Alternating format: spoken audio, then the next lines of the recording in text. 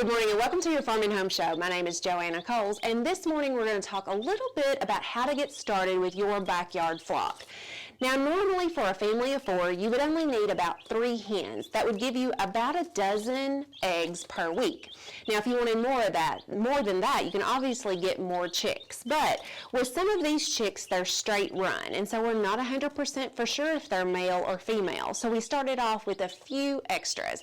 But one of the things that you have to have before you even get your chicks delivered or pick them up is housing for your chicks.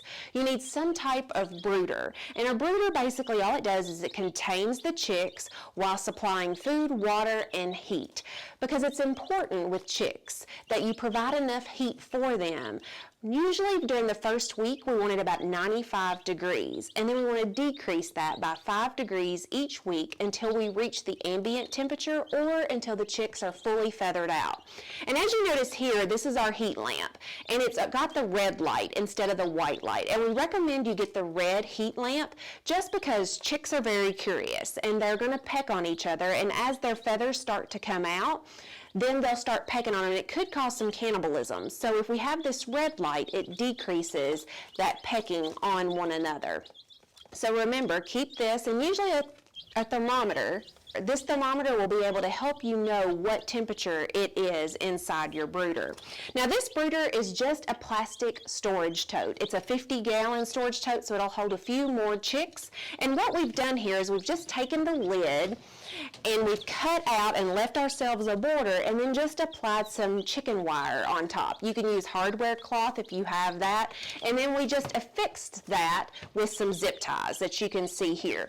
Relatively inexpensive, but still a great way to be able to keep your chickens.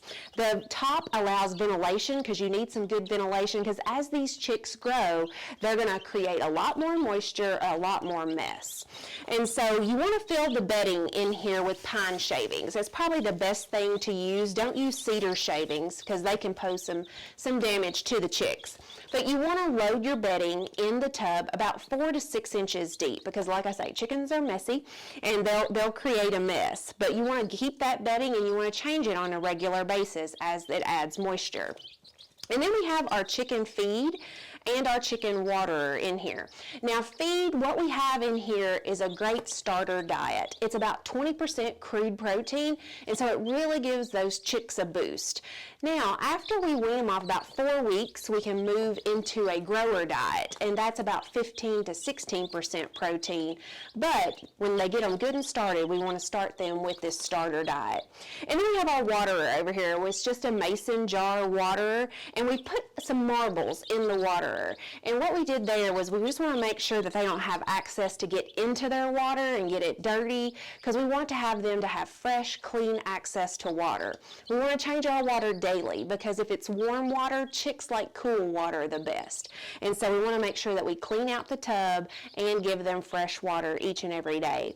Now when you introduce your chicks to the brooder area, sometimes you might actually have to pick them up and show them where the water is. Just like that, because sometimes chicks don't have great success because they don't know where the food or the water is. Now you can see these chicks, we've already kind of shown them where, scratched out some feed just on this little piece of cardboard here. You don't want to put cardboard and newspaper all throughout because it's a slick surface, and sometimes they can kind of get their legs spraddled out if we give them a real slick surface. But I have put a couple pieces of cardboard under the water and under the feeder just to kind of keep them up out of the bedding and maybe keep those just a little bit cleaner.